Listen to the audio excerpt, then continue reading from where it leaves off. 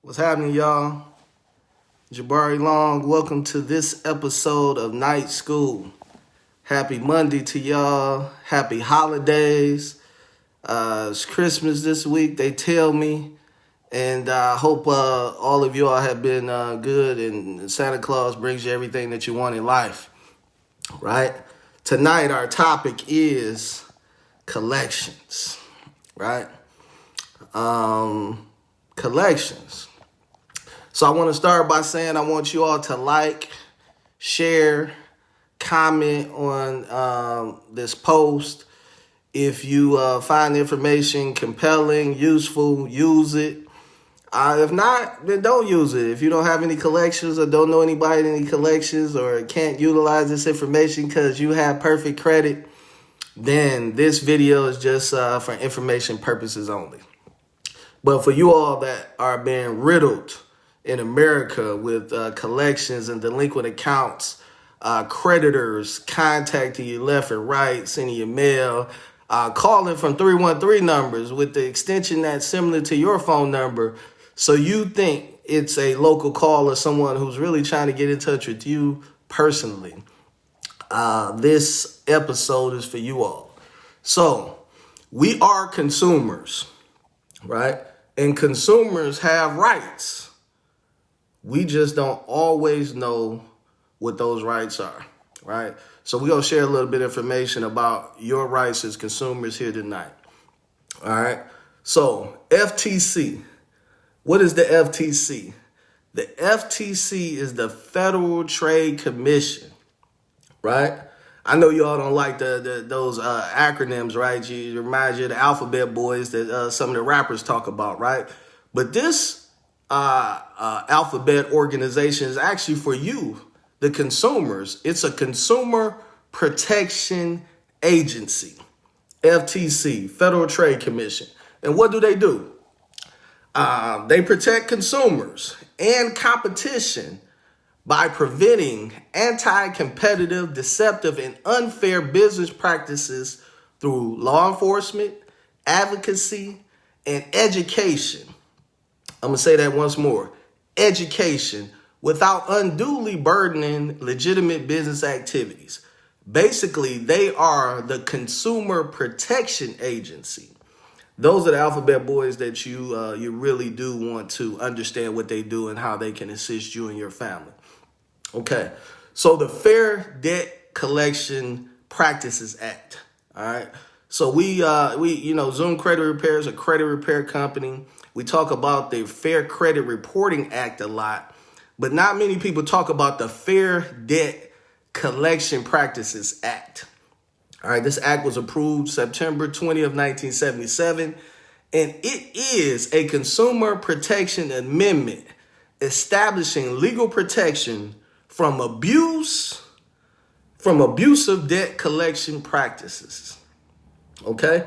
So just because you owe somebody money does not mean they can talk to you any kind of way, does not mean they can ignore you, calling you 50 times in a row, robocalls, contacting you on your job, calling your family and friends looking to hunt you down. They cannot do that. This Fair Debt Collection Practices Act protects you, the consumer, against that. So let's talk about terms, okay? The term creditor, right, means any person who offers or extends credit, creating a debt or to whom a debt is owed. But such term does not include any person to the extent that he receives an assignment or transfer of a debt in default solely for the purposes of facilitating collection of such debt from another. So what that says is that the creditor is only the person that extended you the credit. Okay? This is why we do not pay collection accounts. This is why we advise our clients is do not ever pay a collection account. I don't care how much they call you, they intimidate you, they blow up your mailbox sending you letters. They have no legal right, no legal recourse, no way to really collect unless you just agree to pay them. right? This is where the education piece comes in. They know that you don't know that you don't have to pay them. They know that you do owe that debt to whatever creditor it was, whatever that original creditor was. So they're gambling, right? They're gambling, hoping that you find some part in your heart that says, you know what? I really do owe such and such company, so I'm going to pay this third party company that debt because I know I got into a jam and I did not pay them. I'm here to tell you this law, you can read it for yourself. The Fair Debt Collection Practices Act says they are not a creditor if they've been assigned a debt, right? They're just a debt collection agency, right? And we do not pay debt collection agencies, okay? So I give you a tidbit. If, in fact, you haven't watched this video, somebody sent it to you and you just, it sat in your inbox or wherever, you never got around to watching it, and you are contacted by a credit collection agency and you agree to pay anything, right? $5, $10, I don't care how much you owe, but you send them any money, then you essentially agree and accept that this new collection agency is your creditor. Okay? So I'm going to say that again for some of you all that don't listen well. If you pay that collection agency any money, basically you're agreeing or essentially saying that you owe the entire debt and you're on the hook for paying that debt with that collection agency, which you have now turned into your creditor because you sent them money. Okay? So you didn't pay the debt initially, right? They continue to call you. They find they send the letters at your mama house, your baby mama house, your baby daddy house, your sister house, right?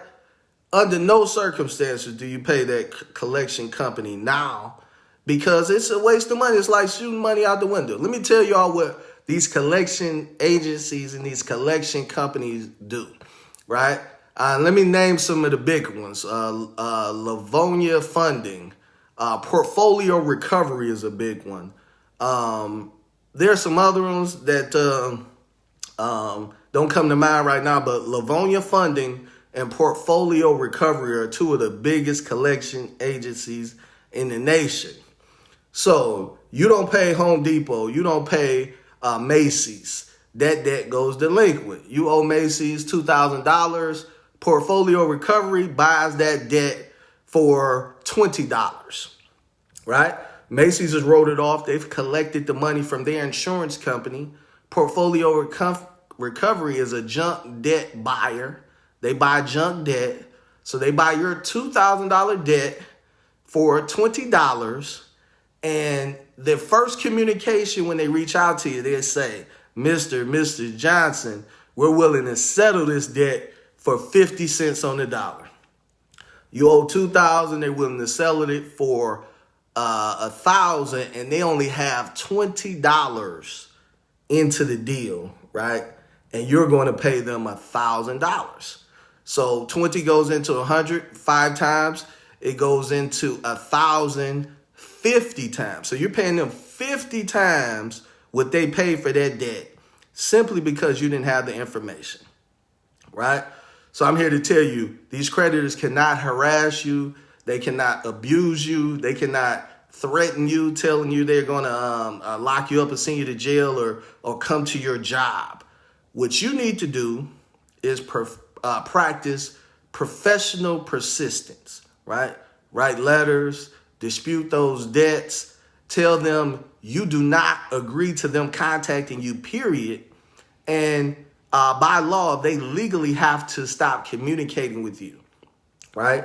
If they're calling a family member or a friend, someone you've put down as a reference on an application, those individuals can do the same thing. Submit a letter stating that they do not wish and are not willing to communicate with that creditor or that debt collection agency, and legally they have to cease and desist. right? They have to cease and desist. So keep that in mind, you all. False, misleading information. You have no obligation to pay any collection agencies. And if you do pay them, then you transform that collection agency into your creditor, and you are no longer exempt based off the Fair Credit Collections Act, okay? So do not pay those creditors. Share this video. I get a lot of clients who say, well, Jabari, you charge $3,000 for your credit repair, and I only owe $700 in collections.